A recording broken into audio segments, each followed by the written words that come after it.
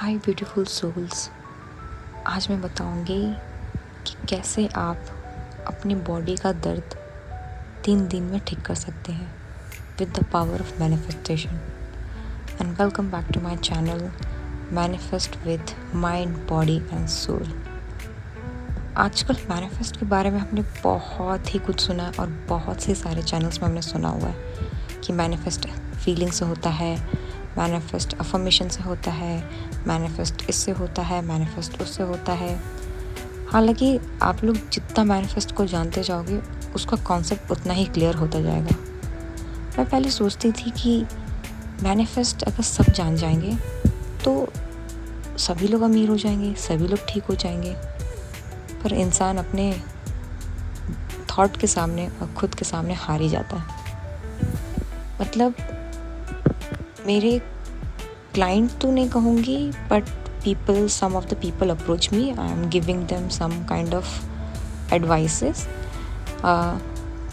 They are not able to change their mind क्योंकि 3D बहुत ज़्यादा इन्फ्लुएंस करती है, बहुत ज़्यादा। मतलब sometimes even I get into it. तो आपको 3D को इग्नोर करना होता है। So with that related to 3D, I will tell you a story from Reddit। और उसमें उस लड़की ने नाम तो नहीं बताया, बट एक लड़की थी, उसके कमर में बहुत दर्द था, बहुत ज़्यादा। I believe she might having a muscle tear और मसल पेन। मतलब उसको इतना पेन था कि चल नहीं पा रही थी ढंग से, and she was in constant pain. But क्या हुआ कि उसको खुद ही थॉट आया कि अगर इसको मैं बिना दवा लिए ठीक कर सकूँ तो क्या कर सकती हूँ।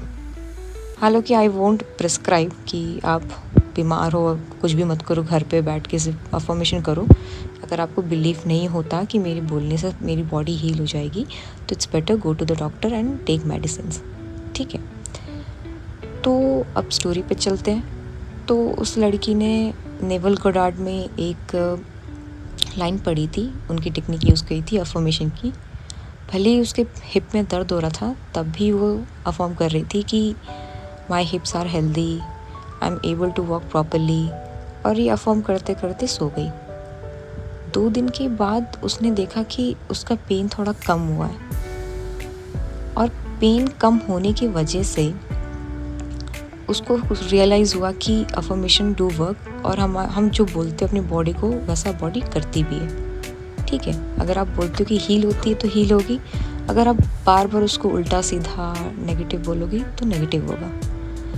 तो इससे वो और ज़्यादा मोटिवेट हुई और उसने फिर अफर्म करती रही। Now she is completely fine and she is able to walk.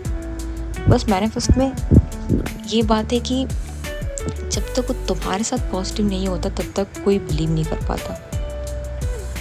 तो अगर हम छोटा छोटा स्टेप लेके चलें तो सब कुछ पॉसिबल है।